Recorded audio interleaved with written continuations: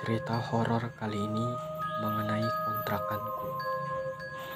Cerita ini karya Indah. Secara tiba-tiba, dinding di ruang tengah bertingkat 2 ini bergetar sehingga semua yang ada di dalam ikut merasakannya. Dan secara tiba-tiba pula, bau kemenyan dan bunga kamboja kini mulai terasa menyengat, membuat bulu kuduk kami pun merinding. Memang jika di luar, rumah memiliki 2 lantai ini dengan pekarangan yang luas, taman yang tertata rapi, dilengkapi pula dengan fasilitas kolam renang yang terletak di samping rumah itu. Sehingga tampak begitu megah dan merupakan sebuah rumah idaman bagi siapapun yang melihatnya. Namun di balik kemegahan itu, tersimpan banyak sekali misteri. Rumah ini memang indah, dan keindahan itu pun menutupi kekurangan rumah ini. Begitu pula dengan kami berlima. Di zaman serba semua murah seperti ini, apalagi di daerah Jakarta, sebuah kota metropolitan yang semuanya serba mahal, dan tiba-tiba ditawari sebuah kontrakan yang mewah, tapi murah, membuat kami tanpa berpikir panjang lagi langsung setuju untuk menandatangani kontrak dengan sang pemilik rumah. Apabila kami hanya mahasiswa yang berasal dari daerah, masih bergantung pada orang tua, otomatis kami menjadi sesuatu yang murah namun layak untuk kami tempati. Untuk mundur pun dari semua ini rasanya itu tidak mungkin, karena uang kontrakanku itu rasanya sayang untuk disia-siakan. Awalnya aku tidak setuju atas usulan Mirna untuk memanggil dukun ke rumah ini.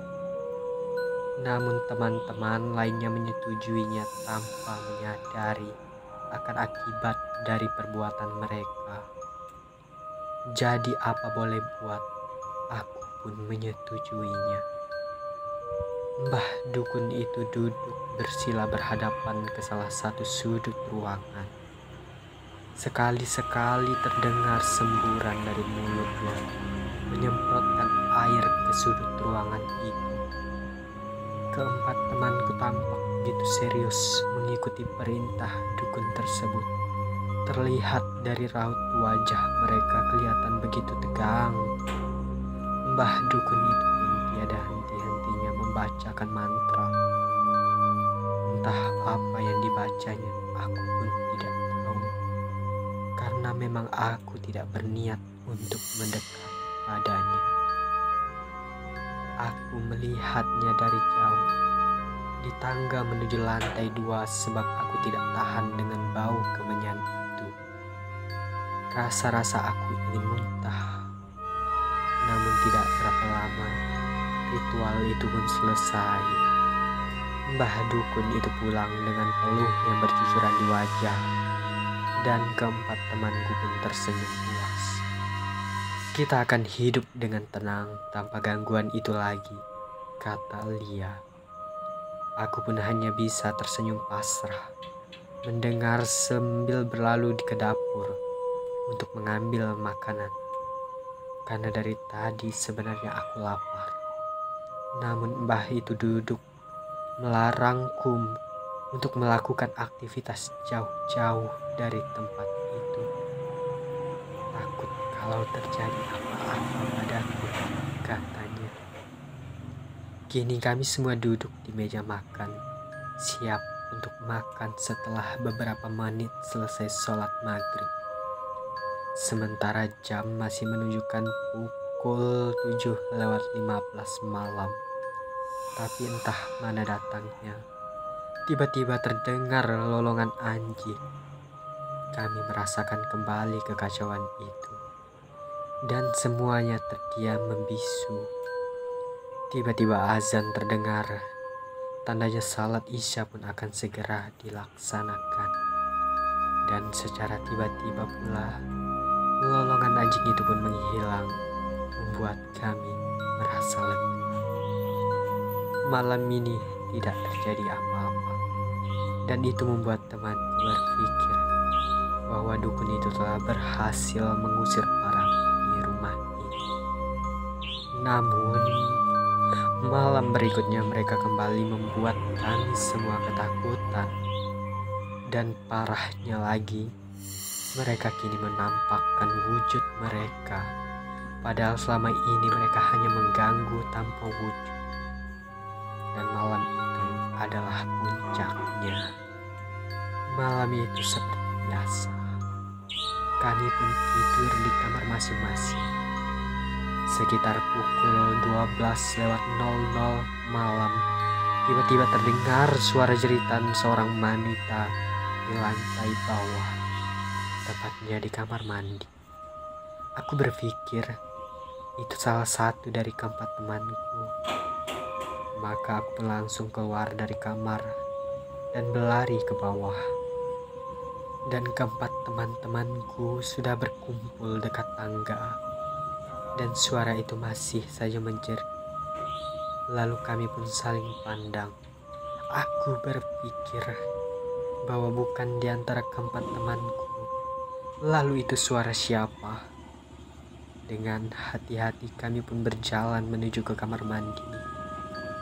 Tapi tak seorang pun dari kami yang membuka pintu kamar mandi tersebut. Sampai akhirnya pintu itu terbuka dengan sendirinya. Dan di dalam kamar mandi seorang wanita berambut pirang tampak busana bersandar pada tembok dengan pisau tertancap di dadanya dan tembus ke jantung dengan mata melotot, sementara dari hidung dan matanya mengalir darah segar sambil tersenyum menyeringat kepada kami berlima. Tanpa berpikir panjang lagi, kami semua menjerit, bahkan Anis sampai pingsan, dan kami membawanya agak menjauh dari tempat itu. Tapi saat kami melihat ke arah kamar mandi itu, tidak terjadi apa-apa di sana. Air yang semula merah darah kini menjadi bening kembali. Dan entah kenapa tiba-tiba lampu di rumah itu mati, membuat kami semua ketakutan. Entah dari mana datangnya, tiba-tiba bermunculan kepala-kepala yang begitu banyak menyerang kami. Semua memperlihatkan taring tiba-tiba. Mereka seakan kami adalah makanan yang lezat. Tiba-tiba Mirna dan Susi ikut pingsan. Aku dan dia berusaha keluar dari kepala tersebut. Saat kami akan menyerang, kepala tersebut berbalik arah menyerang Anis dan Mirna serta Susi yang pingsan. Di depan mata ketiga teman kami dibunuh tanpa kami bisa berbuat apa-apa. Tanpa menunggu lagi, aku dan dia berlari meninggalkan tempat itu. Namun kami dicegat oleh makhluk yang sangat menyeramkan. Tingginya melebihi tinggi manusia pada umumnya. Di sudut bibirnya tersembur sebuah taring yang runcing. Aku masih sangat berusaha lari saat makhluk tersebut menangkap dia. Namun langkahku terasa berat sekali, sehingga makhluk tersebut berhasil menangkapku setelah ia bunuh. Aku sudah tak tahu apa yang terjadi saat makhluk tersebut menancapkan taringnya di leherku. Saat itu pun aku tidak merasakan apa-apa. Tiba-tiba aku terbangun, ternyata hanya mimpi. Kulihat di sekelilingku, semuanya tampak serba putih. Dan di sampingku kulihat Mama tidur di ranjang. Mungkin karena ia kelelahan menjaga. Merasakan aku bergerak, Mama pun terbang. Syukurlah kamu sudah sadar sayang, tanya Mama. Apa yang terjadi, Ma? Kenapa aku di rumah sakit? Tanya pada Mama. Entahlah, Mama sendiri tidak tahu sayang. Tapi Lia menelpon mama dari Bandung dan bilang kalau mereka menemukan kamu pingsan di dapur saat kalian melihat-lihat tempat kontrakan. Jawab mama. Tempat kontrakan? Aku berpikir, oh iya ma, sudah berapa lama aku pingsan? Tanya. 2 hari. Memangnya kenapa sayang? Jawab mama. Terus Lia dan yang lainnya sekarang, apakah mereka perjanjian kontrak tersebut sudah ditandatangani? Tanyaku tanpa menjawab pertanyaan mama. Iya, perjanjian sudah ditandatangani dan mereka sudah menempati kontrakan yang kalian pilih sejak kemarin. Besok kamu juga akan mulai tinggal di sana jika dokter sudah mengizinkan kamu pulang, kata mama. Tiba-tiba aku merasa sakit pada leherku dan saat kuraba ada 2 lubang di sana seperti bekas gigitan.